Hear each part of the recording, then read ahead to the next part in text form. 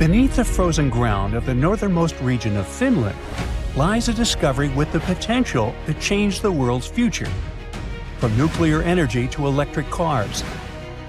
These minerals make it feel like a sci-fi future is just around the corner. But, as always, it's not that simple. Let's explore why. All the way up here on the map is a region called Lapland, a land with only one chair for every 2 people, so someone has to sit on someone else's lap. It's a remote snow-covered corner of Finland, where reindeer outnumber people who live there. Here, the night sky glows with the northern lights almost 200 times in a single year. Oh, and Santa Claus has a house there. In 1985, Finland declared that Santa lives in Rovaniemi, a town just south of the Arctic Circle in Lapland. They even built Santa Claus Village, where visitors can meet with them. You can cross the Arctic Circle line and see his main post office, which receives hundreds of thousands of letters from kids worldwide every year. So, it's sufficient to say that most people know about this place because of Santa's workshop, rather than scientific news.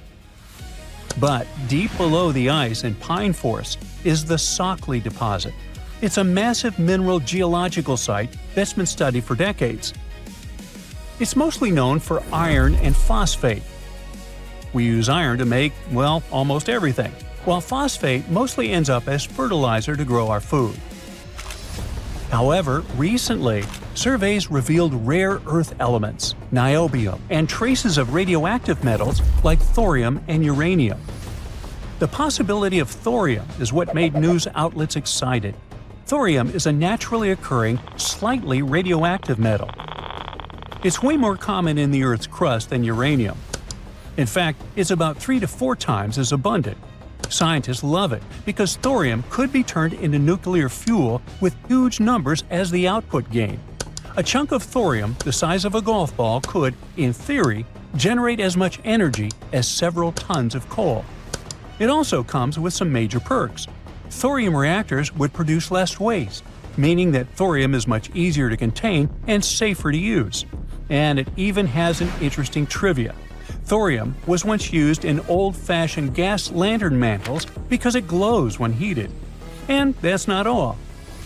The Sockley deposit also has other rare minerals that are critical for making magnets that go into wind turbines, electric cars, and even your smartphone. With the right investment, this single deposit could help Europe build thousands of new wind turbines or power millions of electric car batteries. So, did Finland and the entire planet just hit the geological lottery? Well, yes and no. Today, nuclear plants don't run on thorium, they run on uranium, the trusty fuel that has been powering reactors for decades. The whole system, from mining to reactor design to handling the waste, is built around uranium. It already provides around 10% of the world's electricity. In fact, in some countries, like France, it's the main source. It works, it powers millions of homes, and the industry knows exactly how to handle it.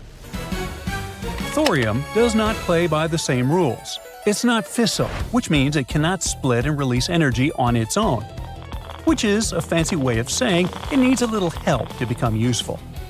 You cannot just toss it into a regular reactor and expect magic to happen. That would be like trying to charge a Tesla by pouring gasoline into the tank. To make thorium work, you'd need different types of reactors and the system that could support them. One that's expensive, experimental, and not yet ready for prime time.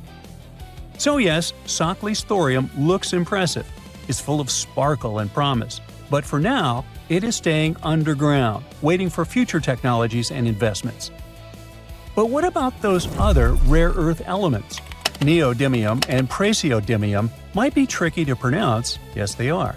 But they're hiding inside almost everything these days, from earbuds to the massive MRI machines in hospitals. They drive the motors in electric cars and help giant wind turbines spin. In short, they're everywhere. And then there's niobium. This metal makes steel even stronger. Add a little niobium and suddenly you've got stronger, lighter alloys used in bridges and even rockets. Today, Europe imports nearly all of it, mainly from Brazil. If Sockley were developed, Finland could give Europe a homegrown supply. However, again, it's complicated. Like I mentioned, Lapland happens to be one of the most beautiful places on the entire planet. It's one of Europe's last great wildernesses, where pine forests stretch for miles. And digging up all those materials wouldn't be without consequences. Mining at this scale could ruin the landscape, upset Santa, or endanger delicate Arctic ecosystems. After all, we're talking about radioactive elements. It's not just about nature, though. Indigenous Sami communities live in Lapland, so they have a voice in what happens. It's a tricky situation that relies on more research and tech advancements. Until then, what are some other delicate places that could hide thorium? Well, thorium is not that hard to find. It's tucked away in beach sands and mountain deposits. But the coolest place to get it would be from the moon. Back in the 1990s, NASA's Lunar Prospector spacecraft mapped the lunar surface and spotted areas unusually rich in thorium. Now, that's an incentive for speeding up the future moon missions, especially since our satellite probably hides elements like helium-3, which are incredibly rare on our planet. Mining the moon might be a perfect solution. Big companies will certainly have way less competition. But hey, that sounds like a decent challenge for humanity, given that the moon has no atmosphere, which makes it exposed to radiation and wild temperature changes. So, we will see. Meanwhile, let's go back to Earth for another seemingly unrelated discovery. Going down to the deep ocean seabeds, scientists recently found something pretty surprising. While exploring the Pacific abyssal plains, they discovered polymetallic nodules. These are potato-sized lumps of metal that are also important for making batteries. But the cool part is that the nodules seem to be releasing oxygen into the water. Scientists call it the dark oxygen. Ooh. Normally, oxygen comes from photosynthesis, which needs sunlight to reach plants, algae, or bacteria. But down here, in total darkness, there is no sunlight. The idea is that these rocks act like tiny batteries. Their surfaces can create very small electric currents and split water into hydrogen and oxygen. Basically, these rocks might be quietly breathing oxygen all on their own. If this is true, it could change how we understand deep-sea life. Some creatures might not just rely on hydrothermal vents or food falling from above. They could be getting a secret oxygen boost from the rocks themselves. Now, research is still new, and some researchers say this oxygen could be contaminated or just too little in volume to matter.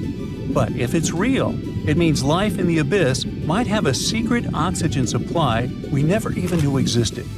Creepy, mysterious, and kind of amazing all at once. It also makes us wonder about life on other planets.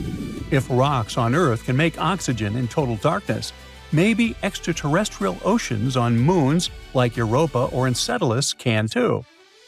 The universe might be full of secret oxygen factories just waiting to surprise us. Finally, aside from thorium, Finland recently made headlines with another cool geological discovery. Scientists found some zircon crystals that washed into rivers, and when they looked closer, they noticed that the chemical signatures didn't match local rocks. Instead, they traced back to Greenland. This suggests that part of Scandinavia's ancient base might actually have come from there. In simpler terms, it's possible that Scandinavia broke off from Greenland and drifted across the ocean billions of years ago. This unexpected link makes the Nordic landscape a lot older and more interesting than we previously thought. Whether the Sokley deposit could power the future with infinite energy remains to be seen. Each day seems to bring another discovery that inspires conversation and prompts us to learn something new. Who knows what new technologies or hidden resources the next decade will uncover? Now, excuse me, since I've learned his address, I have to write a letter to Santa. I'm still trying to get off of his naughty list. There's a country that runs on volcanoes, rivers, and lakes for power. Sounds like a fantasy game setting, but it's all true. Welcome to New Zealand. This island nation already gets about 85% of its electricity from renewable resources like hydro, geothermal, and wind. That's impressive, but it's actually just getting started. Now, let's zoom in on a place called the South Taranaki Bight. It's a stretch of sea off the west coast of the North Island. At first glance, it looks just like any other tropical postcard location, but it's hiding New Zealand's clean energy jackpot. It's all about the South Taranaki Offshore Wind Project. This game changer in the world of green power will build wind turbines in the ocean, enough to generate almost 1 gigawatt of clean electricity. That's roughly enough to power over 430,000 homes. To put that into perspective, that's almost a quarter of all the households in New Zealand. If the country can pull this off, it won't just become greener. It'll kickstart an entirely new profitable industry: offshore wind. It means over 600 new jobs in construction, operations, and maintenance. And these jobs are future-proof. The kind that won't disappear as the world moves away from oil and gas. It also means more tech development for the country, and of course, more energy independence. Experts also believe it will secure more business investment in New Zealand, and the entire offshore wind sector should bring in around $30 billion to the country's GDP between now and 2050. The South Taranaki Bight is a perfect location for this project. It gets consistent, powerful winds, not stormy and chaotic, but steady and useful. That's exactly what you want for wind turbines. And the seabed here is deep, but not too deep, which is ideal for turbine platforms. They usually build traditional wind turbines on land or in shallow water where they can stand on firm foundations. But the ones planned here are offshore wind turbines, which means engineers can install them in deeper water, further from land, and in stronger wind zones. The electricity the turbines generate will move to a major onshore connection point through cables. From there, it will travel via national grid infrastructure to power homes, businesses, and industry. To make all this happen, the project team has already laid the groundwork. One of the coolest things they've done so far is a floating LiDAR campaign. LiDAR means light detection and ranging. And it's like radar, but with lasers. They put this high-tech gear on a floating buoy that stays in the ocean for months. It collects crazy precise data about wind speeds, wave patterns, sea temperature, currents. That's all the stuff you need to plan an offshore power plant. If the project works out, it will take New Zealand to a new green level. Right now, the country still uses fossil fuels during peak demand times, or when the hydro lakes run low. Most of those fossil fuels come from overseas, and they're expensive, polluting, and unreliable. But if offshore wind goes big, it could plug those energy gaps, especially during winter when winds are stronger and electricity use spikes. And if New Zealand produces more clean energy than it needs, it could start exporting it as green hydrogen. It's hydrogen made from water using renewable electricity, which is really healthy for our planet. The South Taranaki Offshore Wind Project, if all goes well, will be more than a local win. It'll be a blueprint, a model other regions of New Zealand could follow. There are wind-rich areas all around the country's coastline, and floating offshore technology makes them more accessible than ever. Some scientists believe New Zealand could build up to 8 gigawatts of offshore wind by 2050. That's 8 times what's being planned in Taranaki right now. Imagine what that could do. Clean energy for the whole country, plus exports, plus global leadership in a brand new industry. Of course, it's not all smooth sailing, and there are some challenges on the way. First, there's marine life. Any large ocean project needs to be careful about how it affects whales, dolphins, fish, and seabirds. That's why scientists are studying marine baseline in the early planning stages to map out the local ecosystem and avoid any harm to it. They've already started this process in the Taranaki Bight and are gathering information so turbines can be placed where they'll do the least damage. There's also a high cost. Offshore wind is more expensive than onshore right now, but costs are dropping as the tech improves and scales up. Plus, the long-term benefits, cleaner air, local jobs, energy security, make it worth it. And then there are potential problems with authorities, local tribes, iwi, and the community. They all must support the project for it to become a reality, and it's not always working out. For example, when a 34-page review article about the risks of the wind farms for the environment came out, local authorities were reviewing it. But if everything goes well, construction in the South Taranaki Bight could begin in the late 2020s.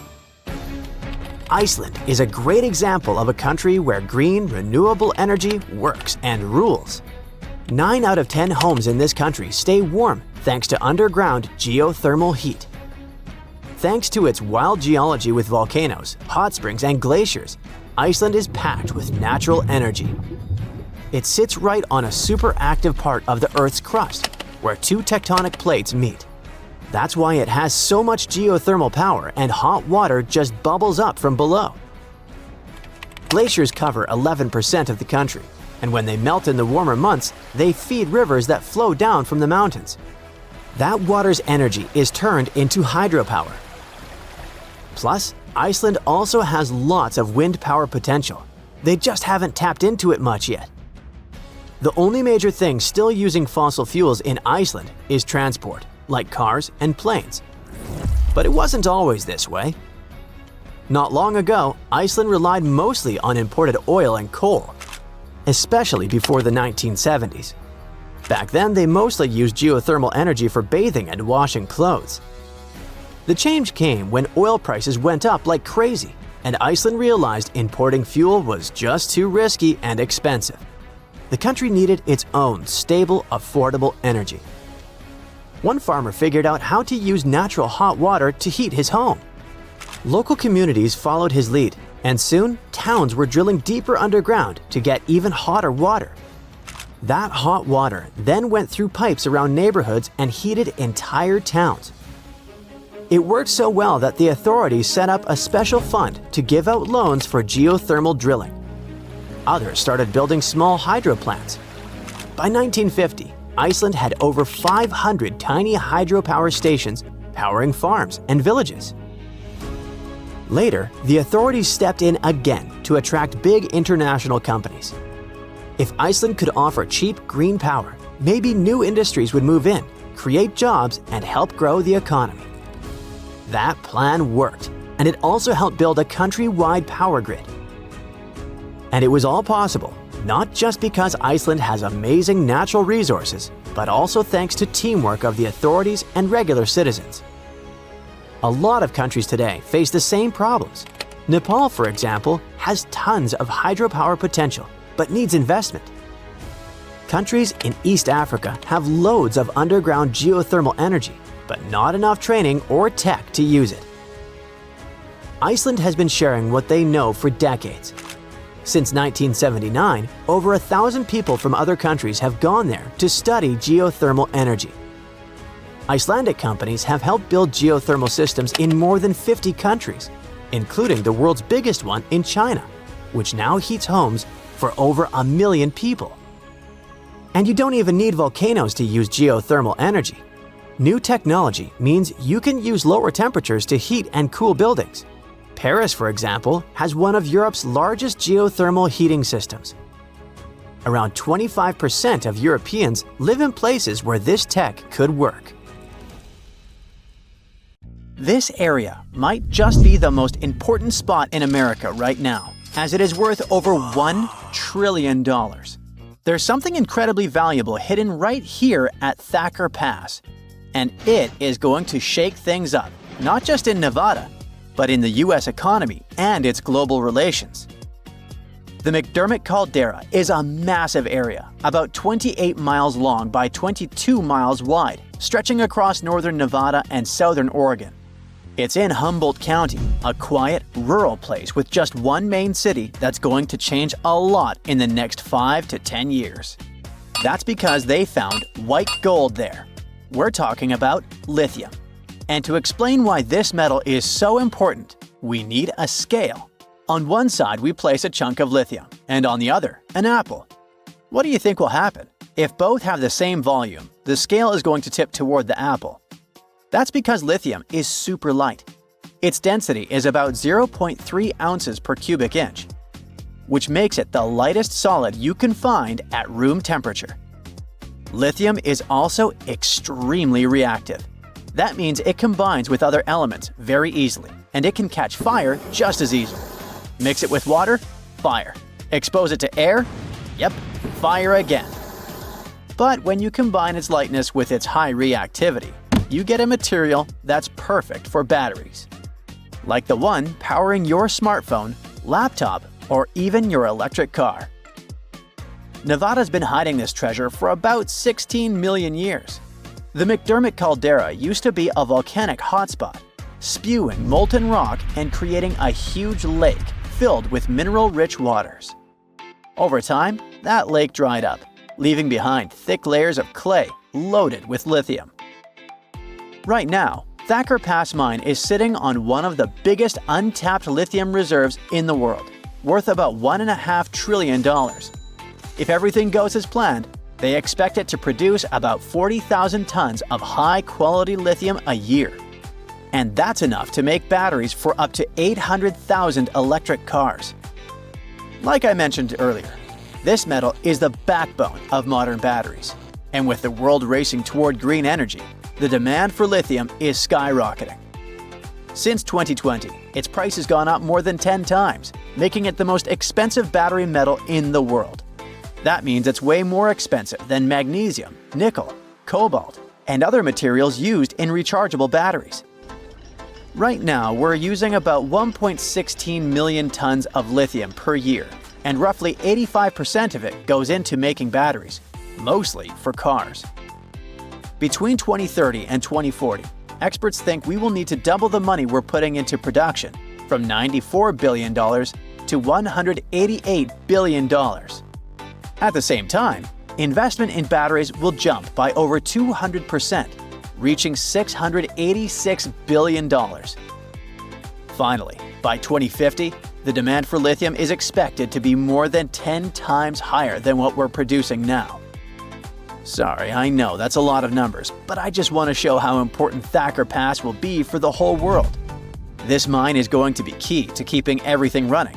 I mean, literally, since most of the future demand will be for things like cars, electric bikes, scooters, and renewable energy storage. Nevada could also be the epicenter of a global energy revolution, with the US aiming to cut pollution by 50% by 2030.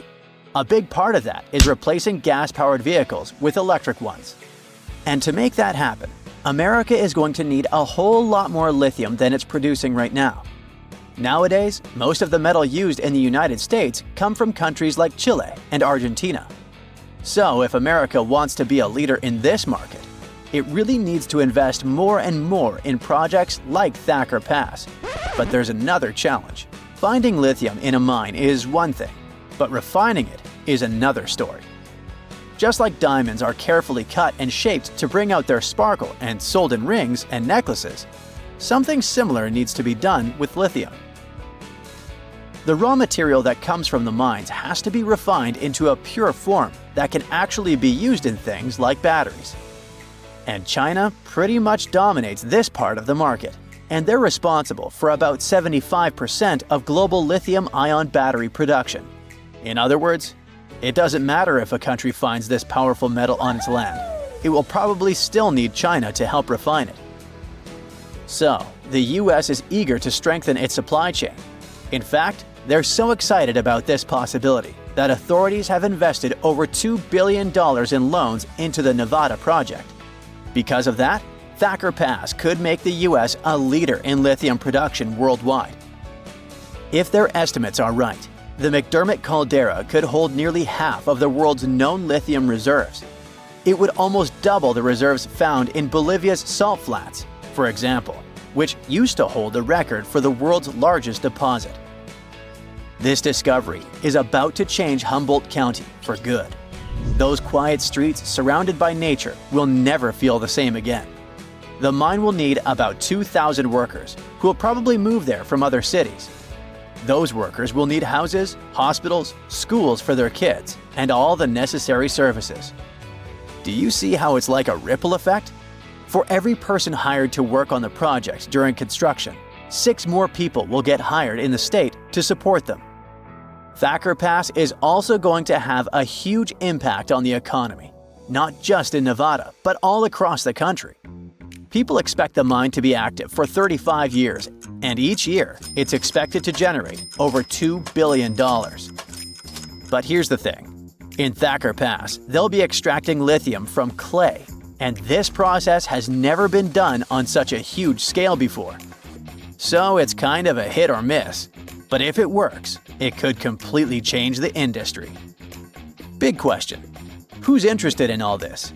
Well, we've got 3 big companies eyeing the lithium market in the US. First, there's ExxonMobil. The oil giant wants to start producing lithium by 2027, and they have plans to become the top supplier for electric vehicles by 2030. Then there's General Motors, the company behind big car brands like Chevrolet and Cadillac. They're so interested in this business that they agreed to pay $625 million for a 38% stake in Thacker Pass. And finally, Tesla. In 2023, they started building a factory in Texas to process lithium. It's all part of their plan to handle more of their supply chain themselves. Now that you know how important lithium is, you might be wondering, what if we run out? Well, that could happen, since it comes from mining and, just like gold, is a finite resource. But that doesn't mean we'd have to give up smartphones or electric cars. If we ever run out of this metal, we'd probably find new ways to produce batteries. In fact, some experts think thermal batteries could be the next big thing. They store extra energy from renewable resources like wind or solar power, which are very cheap. So they represent a new way of storing energy at a small fraction of the cost. Nowadays, they're primarily used for powering the production of steel, cement, and chemicals. Thermal batteries are also being used to heat and cool large buildings. However, more and more projects are focusing on bringing this technology into private spaces, like houses and apartments. Experts are optimistic that initiatives like these could make thermal batteries as well known as electric batteries, and they might soon become a regular part of our daily lives. So, a few years ago, in 2019, folks in Australia said they liked an old idea with a new twist, using extra floodwater from the north to help dry areas in the west and south. This plan got the name of the New Braunfield Scheme. It was based on an old idea from the 1930s. The idea was to catch floodwater from the north and move it to the south and west. But the original plan never actually happened. Over the years, lots of experts said it wouldn't work. They thought it was too expensive and too tricky to build, even though it could potentially help fix drought problems in dry parts of Queensland. The original idea appeared a long time ago, when an engineer named John Braunfield got a big idea. He wanted to take floodwater from rivers in northern Queensland and send it inland to Lake Erie, one of the driest spots in Australia. He planned to use dams, pumps, really big pipes, and even tunnels to transport all that water over the Great Dividing Range, a big mountain range in Australia. The biggest dam would have been called Hell's Gate, and Braunfield wanted it twice as tall as what it was originally planned. This way, pumps and gravity could help move the water over the Great Dividing Range. The water would then flow south and help irrigate farmland near places like Hughenden. It would change the weather, make it rain more, and turn the dry land into green farms. Eventually, it would reach Lake Erie, turning the desert into a green growing area. That way, Australia could grow more food, sell it to other countries, and make more jobs. He hoped that the area could turn into a food bowl for the country. For some time, people talked about the plan a lot. They loved the idea. They thought it could change how farming worked. And some even believed that nature had already planned for the land to be filled with water. Dry rivers and lake beds were just waiting to be used.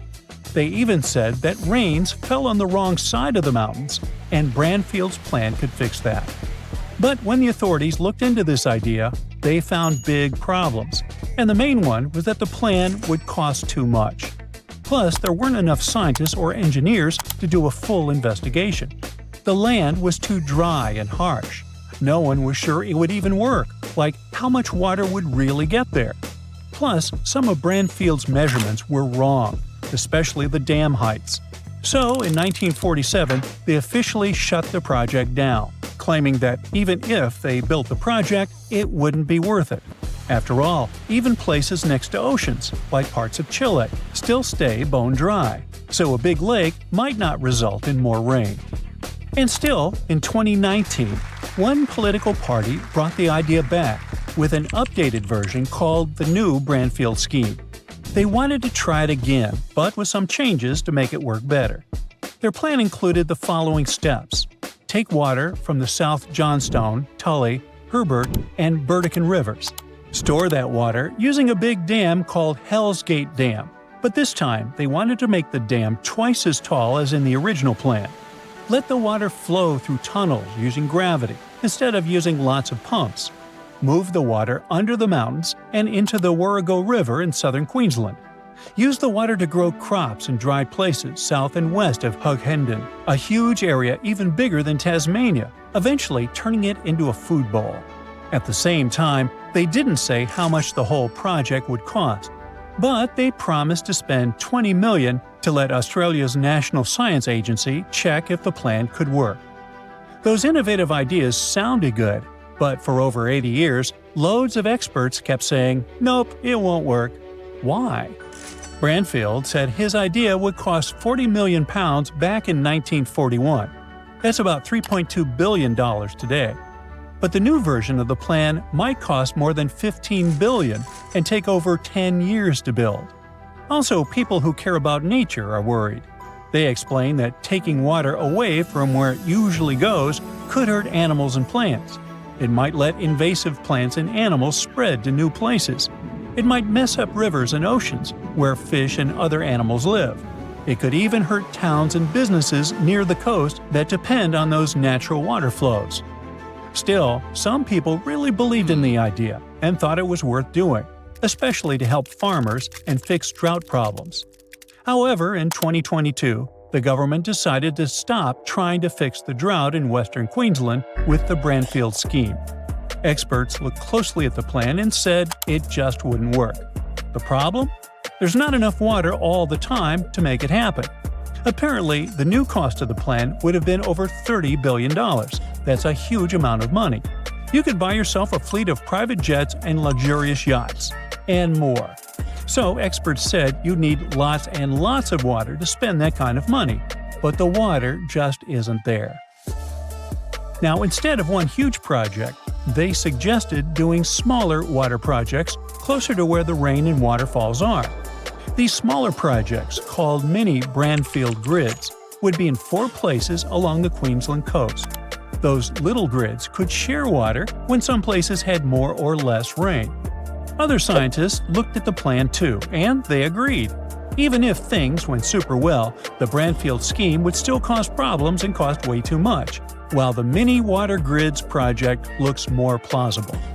They think the dry parts west of the mountains will do better without the full-scale Brandfield scheme. There are easier and cheaper ways to help those places grow and get water. So the big plan was dropped, and now they're looking at smarter, smaller ideas to help with water and farming. And the matter is quite urgent. Australia is a super dry place, one of the driest places people actually live in. When there's a drought, there's not much water around. That means farms don't grow as much food, and that can cause a lot of problems. In the future, droughts are likely to happen more often and be worse. That's why it's necessary to start getting ready now.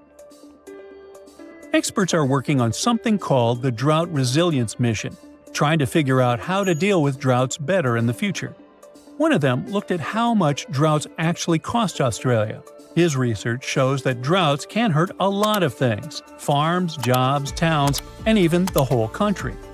When there's no rain for a really long time, some towns can actually run out of water. That's called day zero. It's when the taps in people's houses get turned off because there's just no water left.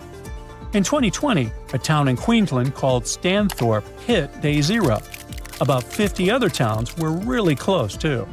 When such a situation happens, the only way to get water is by bringing it in with trucks, and that's super expensive. Stanthorpe had to get around 20 trucks of water every day for a year and a half. It cost them about $800,000 every month. In the end, they spent over $14 million just to have water. Luckily, it started raining again and filled the dams back up. But the authorities are working on ways to stop this kind of thing from happening again. They want to help towns be ready so they never run out of water like that. Because drought just doesn't mess with water, it can also mess with people's health.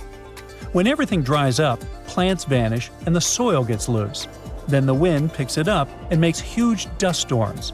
Those dust clouds can blow really far, even into such big cities as Sydney. That's what happened in 2018. The air got so bad that kids, older people, and anyone with breathing problems had to be extremely careful. The dust ruined some crops and made different foods, even fruit, unsafe to eat. I've made a list of some of the creepiest abandoned projects in the world. There's everything from ghost scrapers to bygone amusement parks. Fancy a tour? If you've ever seen Martin Scorsese's Shutter Island, you know how eerie islands can be extremely creepy. Even though this abandoned place looks like the set of a horror movie, it's as real as it gets. The so-called Hashima Island lies 9 miles from the city of Nagasaki. It's been abandoned for almost 50 years. You see, when humans leave buildings unoccupied and unattended in deserted areas for quite some time, nature usually takes over. Judging by the looks of it today, I would have never guessed that Hashima Island was a hub for undersea coal mining. All the coal extracted from the area would be shipped to the rest of Japan to fuel the country's swift industrialization process. But mineral resources are finite, we know that. So, when the coal reserves started to empty, there was not so much for people to do around the area. Which leads us back to today. If you're feeling adventurous, you can take a boat ride from Nagasaki to Hashima Island and experience this dystopian sci-fi city firsthand. You'll tour empty apartment buildings overtaken by grass and be served away from any possible collapsing buildings. Sounds like a great idea for a Sunday. What do you say? This is what I like to call Disney, but with a dark twist. In 2014, a group of developers thought it would be a great idea to build a luxurious villa of Disney-like castles in the middle of a Turkish forest area. They were aiming for upper-class Europeans who had something from 375,000 to 500,000 euros in their pockets to invest in the endeavor. Since it was built near a town known for its hot springs, the owners of these luxurious condos could even enjoy their own jacuzzis filled with rehabilitating waters. The thing is, the public didn't love the idea. Some started to complain that the architecture was far from the classic Ottoman style of the region, while others thought the company cut too many trees to build this fairy tale town. In the end, the developers accumulated so many fines that it had to declare bankruptcy, and the project was abandoned. They didn't tear the castles down, though, so it just looks like a twisted live-action Disney movie over there. Now, skyscrapers are neat, but have you ever seen the world's tallest ghost scraper? The Golden Finance 117 was supposed to be the centerpiece of the Golden Metropolitan Scheme, a sprawling man-made town owned by billionaire Paine Tong. The mini-city would be a residential and commercial hub, minutes away from downtown Tianjin. It would be filled with French and Italian-style manors, a polo club, and even a wine museum. The developers were certainly aiming to attract the super-rich.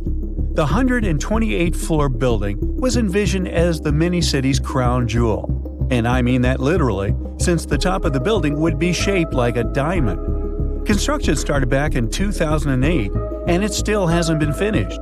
The overall project was estimated to cost $10 billion, but because of several unfortunate events, it never fully materialized. Some say that the project was probably doomed from the start, since the people who could afford to live somewhere like that wouldn't want to pay so much to live in a second-tier industrial city. Oh, and as you might remember, there was a big economic recession back in 2008 that really slowed things down. Still, this enormous ghost scraper was the 5th tallest building in the world at the time. Now, if you had to pick 3 words synonymous with utopia, what would you choose? I'd say things like happiness, peace, and abundance. This meant-to-be utopian city couldn't be further away from these qualities, though. Welcome to the Mojave Desert, located in California. Can you see the city grid on the sandy ground? These lines are the remains of a utopian city that never made it to its final stage. This town was supposed to be called California City. The utopian town was envisioned by Nate Mendelsohn, a university professor who studied a lot about urban planning.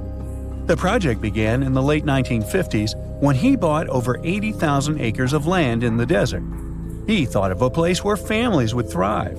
At the time, housing was affordable, and the town came equipped with leisure options such as a golf course, swimming pool, and recreation fields. Some people did buy lots over there, but the project was interrupted. That's why, if you're driving outside of LA, you might see a small island of houses, which is a tiny fraction of what California City was supposed to be. What European country would you say is filled with abandoned places?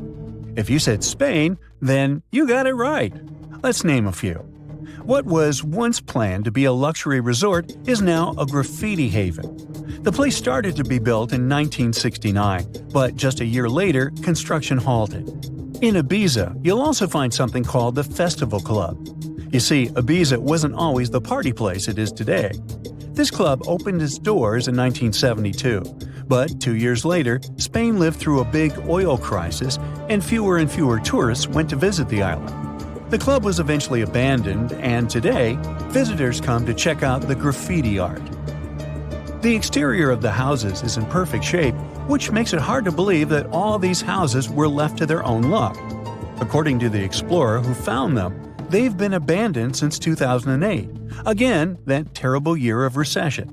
The company that built it went broke in the final quarter of construction of the condo and abandoned the project at its very final stage. What a sad ending. Now, in Miami Beach, you'll find a luxurious abandoned hotel that once hosted a Beatles concert. In the late 1950s, it was the go-to spot for celebrities such as Frank Sinatra. Today, the Deauville Resort has already been demolished. It was shut down in 2017 after a fire damaged some of the building structures. For a while, they decided to leave the hotel as it was, with its furniture and memorabilia still inside. Let's see what it looked like. The main entrance and lobby gave out a lot of 1950s vibe. The kitchen was still equipped with dishware and cutlery. The bathrooms had stalls and hairdryers available for use, and one could find electronic room keys thrown all over the floor. The hotel's main ballroom was where the magic used to happen. In 1964, the Beatles played a concert there that drove thousands of unticketed fans to stand outside, waiting to get a glimpse of the stars. The Deauville might have been a huge part of American cultural history, but today it's nothing more than an abandoned site. Now, there is no doubt that some of the most interesting abandoned places in the world were once amusement parks. Amusement parks are usually filled with so much laughter and joyful times. But not these ones. Neri Dreamland was meant to be Japan's Disney World, but the project failed with time.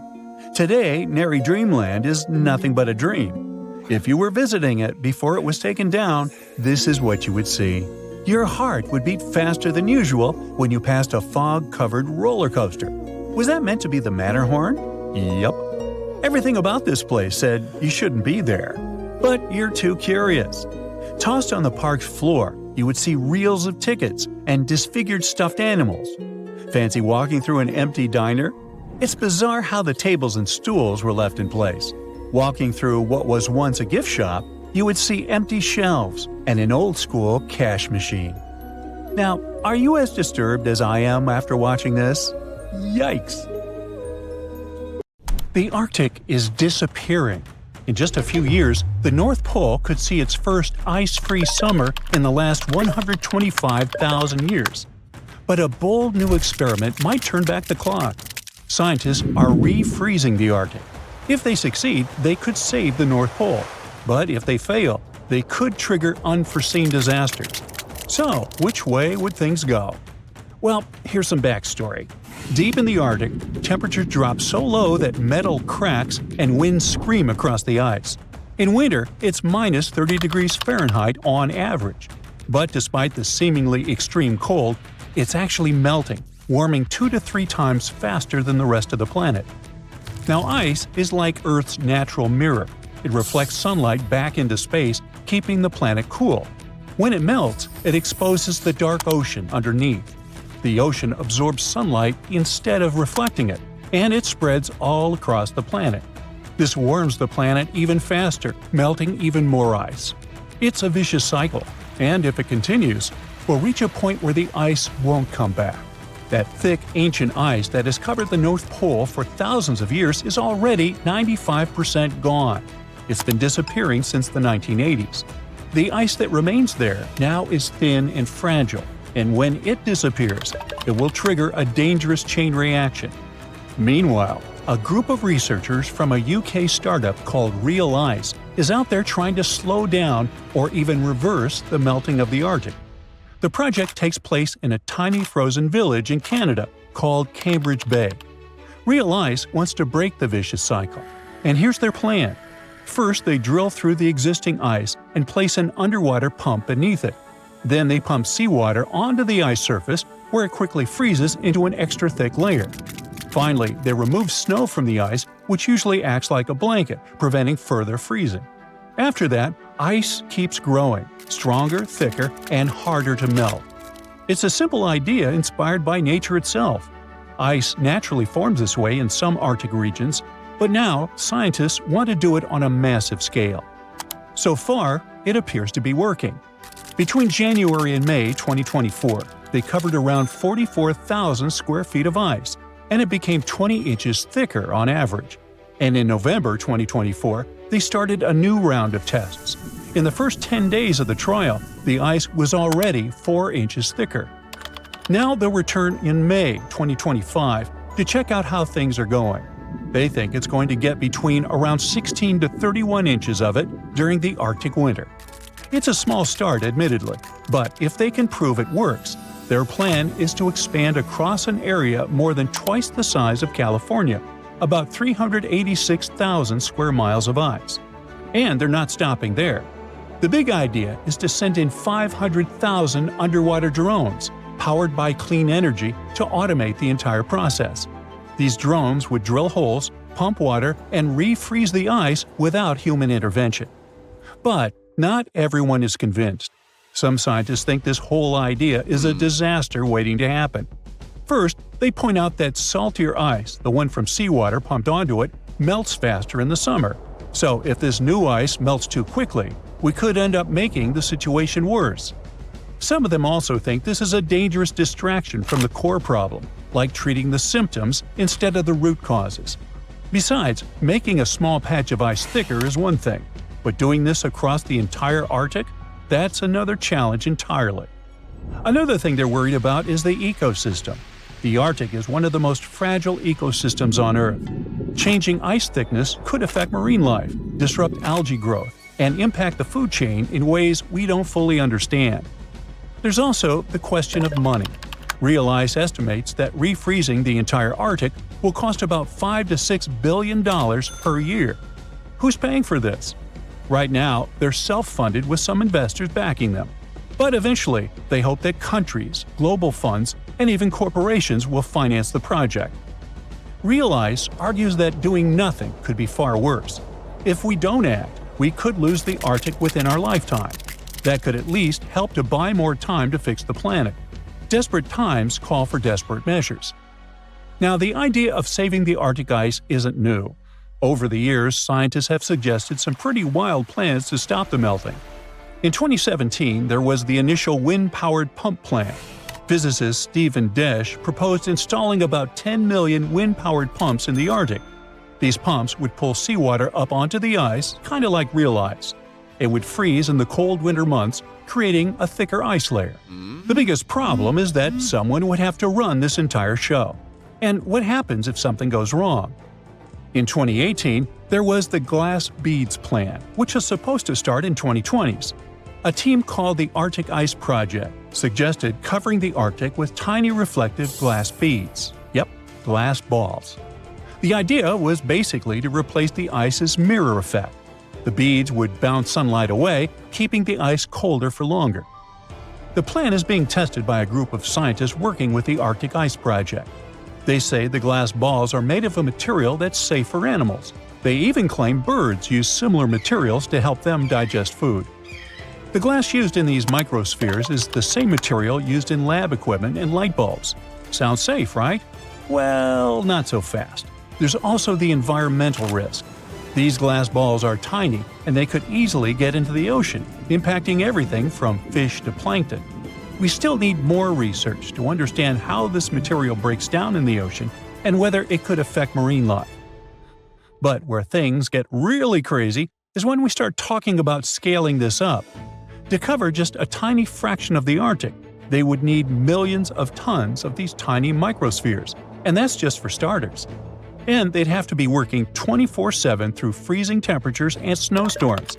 The scientists believe this could help keep the ice thick enough to survive summer and even slow the melting. But can it really work? Then, there's also the Bright Ice Initiative, founded by the same folks behind the Arctic Ice Project. Instead of focusing on the Arctic Ocean, they want to use the same glass microspheres to restore glaciers. They've even tried this out on a glacier in Iceland, but experts are still skeptical. They say it could just speed up melting instead of reversing it. Now, another idea was cloud seeding with water particles. This would involve spraying ocean water into the sky itself. This would form clouds, and they'd reflect more sunlight. So, as you can see, some of these plans were too expensive, too complicated, or just straight up wild.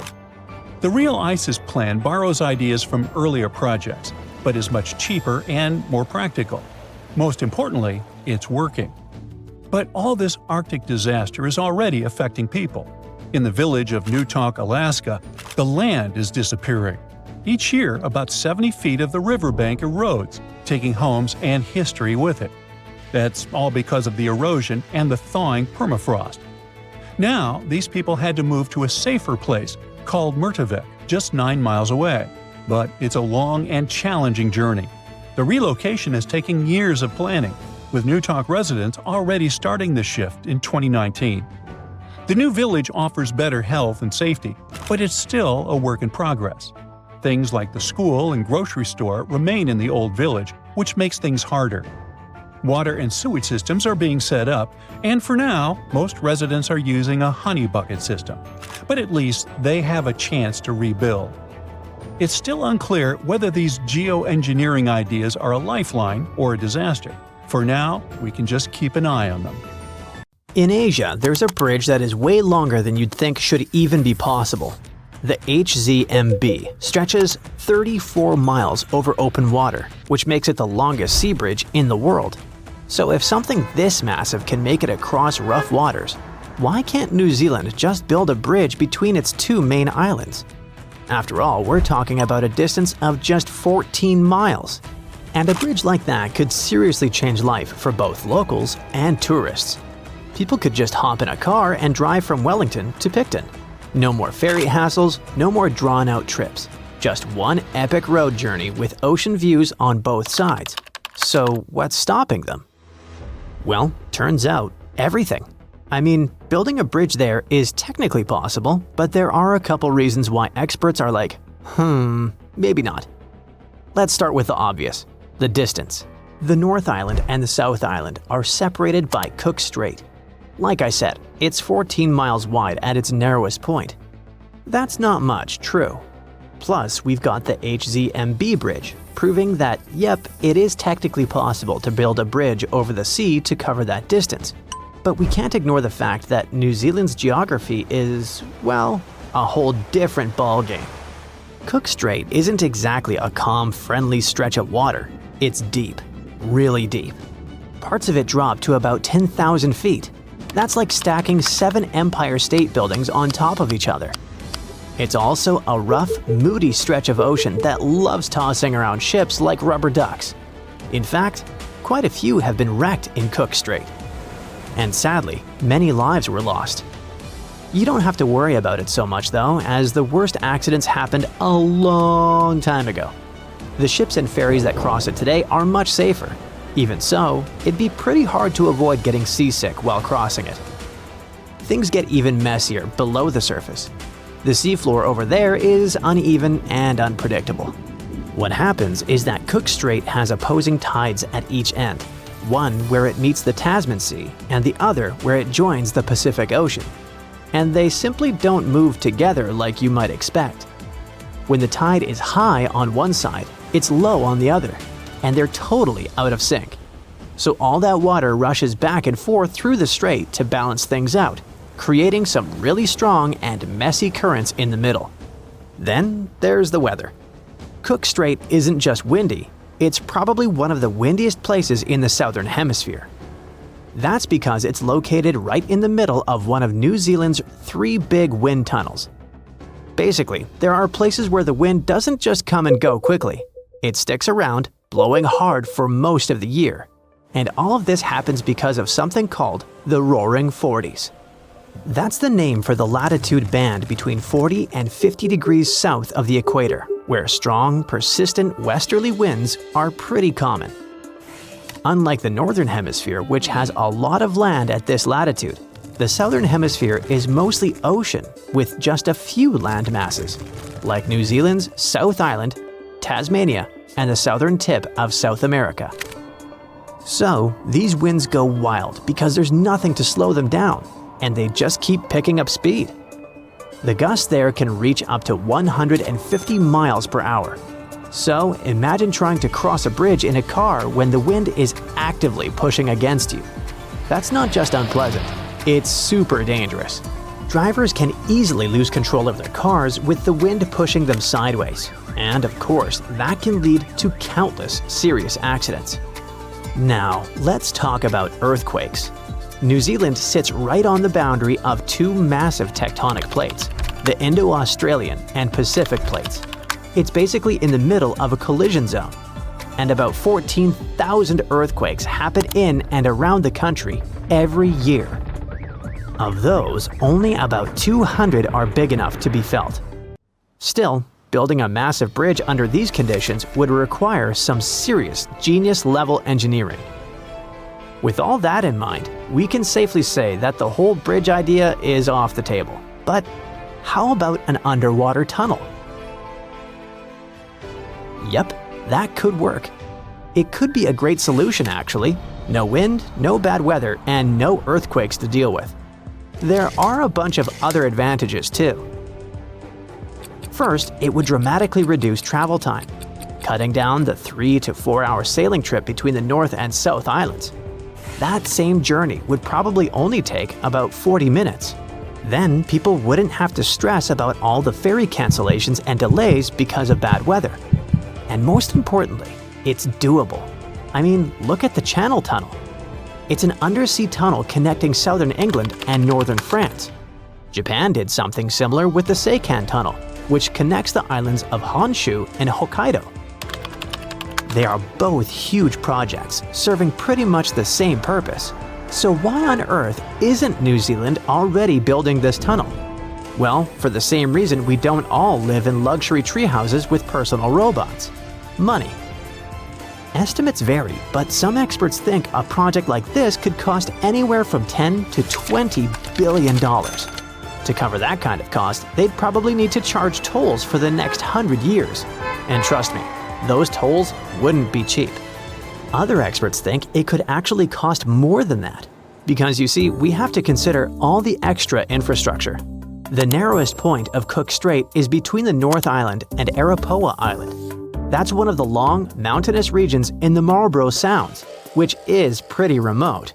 So it's not just about the cost of the bridge or tunnel itself, it's also the access roads, safety systems, maintenance, and evacuation plans.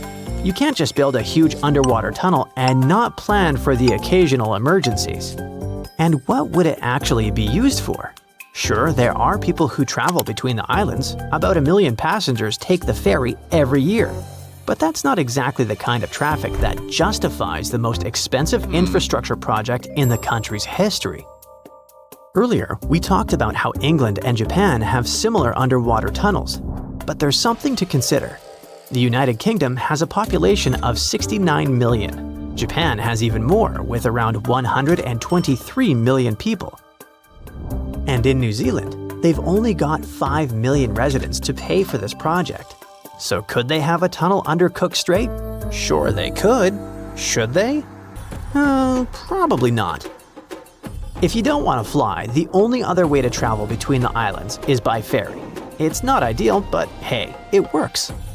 New Zealand has a total of 5 ships that transport people and vehicles across the islands. For tourists who aren't in a rush, it's perfect. You can cross the islands while taking in some of the most stunning views and spotting amazing wildlife. You'll start your trip in Wellington, and right from there, you'll see the rugged North Island coastline as you head out into open water. You might see different seabirds like gulls and terns, and as you get closer to the South Island, you might spot some gannets. If you're lucky, you could also catch a glimpse of the seal colonies off the coast. During the last hour of the trip, the ferry will slow down, giving you plenty of time to enjoy the green hills and calm waters. You will also approach Queen Charlotte Sound, a spot known for its wildlife. So keep an eye out for orcas, playful dolphins, and even penguins. Honestly, having a ferry instead of a tunnel might not be so bad after all.